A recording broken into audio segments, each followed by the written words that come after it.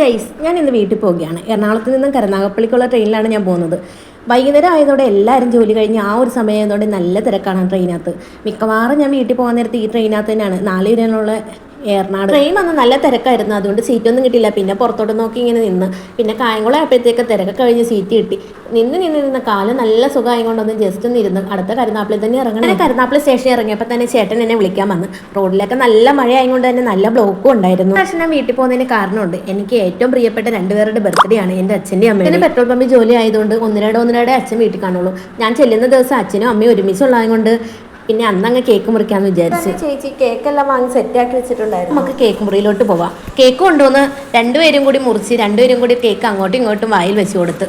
പിന്നെ കുഞ്ഞൂസും അച്ഛനും അമ്മയ്ക്കും വെച്ച് കൊടുത്തു. ഞാനും ചെന്നു, ചേട്ടനും ചെന്നു, ചേച്ചിയും ചെന്നു.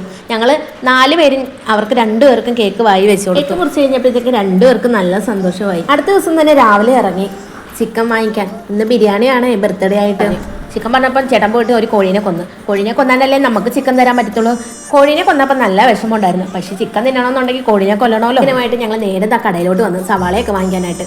പിന്നെ അവിടുന്ന് സവാളയും വാങ്ങിച്ചത് വീട്ടിലോട്ട്. ചിക്കൻ കറിക്ക് വേണ്ടി സവാള പൊളിച്ച് സവാള അരിഞ്ഞ് പിന്നെ ചിക്കനും ചേർത്ത് പിന്നെ അതിന് വേണ്ട പൊടികളെല്ലാം ചേർത്ത് ചിക്കൻ കറി ഒരു സൈഡിൽ റെഡിയാക്കിയാണ് നമ്മൾ ബിരിയാണി വെച്ചത്. അങ്ങനെ അടുപ്പ് കത്തിച്ച് ചരുവം വെച്ച് വെള്ളം തിളച്ച് പിന്നെ അരിയിട്ട് പിന്നെ അതിന് ബിരിയാണിക്ക് വേണ്ട ആവശ്യമുള്ള ഐറ്റംസ് എല്ലാം അതിനകത്തിട്ട് ലാസ്റ്റ് ഒരു നെയ്യ് ഒഴിച്ച് പിന്നെ പൈനാപ്പിൾ എസൻസും കൂടി ചേർത്ത് നമ്മുടെ ബിരിയാണി ഇവിടെ സെറ്റാക്കി. ഉമ്മയുടെ ബിരിയാണിയുടെ ഒരു വീഡിയോ ഞാൻ നേരത്തെ ഇട്ടിട്ടുണ്ടായിരുന്നു. അതിനകത്തെല്ലാം ഞാൻ വിശദമായിട്ട് എങ്ങനെയാ ചെയ്തെന്നൊക്കെ ഓരോന്ന് പറഞ്ഞിട്ടുണ്ട്. ബിരിയാണിക്ക് വേണ്ട 2 ഐറ്റംസ് കൂടിയുണ്ട്, പപ്പടവും സലാഡും. പപ്പടവും ചുട്ട് ആ പണി ഞങ്ങൾ തീർന്നു. ഞങ്ങൾ ഒരുമിച്ചിരുന്ന് ഫുഡ് കഴിക്കാൻ പോവാണ്. കുഞ്ഞിസുദാ ഫുഡ് കഴിക്കാനുള്ള ആകാംക്ഷയിലാണ്. ഫുഡ് കഴിക്കട്ടെ ഗൈസ്. അപ്പോൾ വീഡിയോ ഇത്രേ ഉള്ളൂ. വീഡിയോ ഇഷ്ടപ്പെടുവാണെങ്കിൽ ലൈക്ക് ചെയ്യണം, ഷെയർ ചെയ്യണം, കമൻറ്റ് ചെയ്യണം, സബ്സ്ക്രൈബ് ചെയ്യണം. തൊട്ടടുത്തുള്ള ബെൽ ബട്ടണും കൂടി പ്രസ് ചെയ്ത് നമ്മളെ സപ്പോർട്ട് ചെയ്യണം. Thank you guys.